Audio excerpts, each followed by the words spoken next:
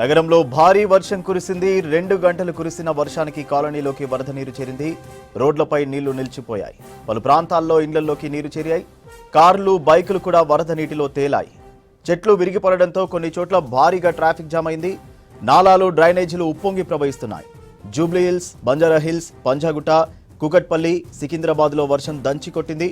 Water logging పాయింట్ల దగ్గర Hydraa teams మోహరించి వాటర్ను క్లియర్ చేస్తున్నాయి. ఇక ఇటు మూసీ ప్రవాహం భారీగా పెరిగింది.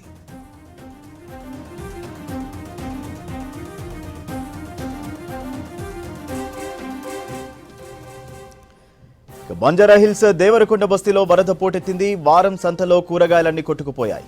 యూసఫ్గూడలో లోతట్టు ప్రాంతాలు మునిగిపోయాయి. పలు చోట్ల ఇళ్లలోకి నీరు చేరాయి. పాత బస్తీలోనూ వర్షం దంచి కొడుతోంది.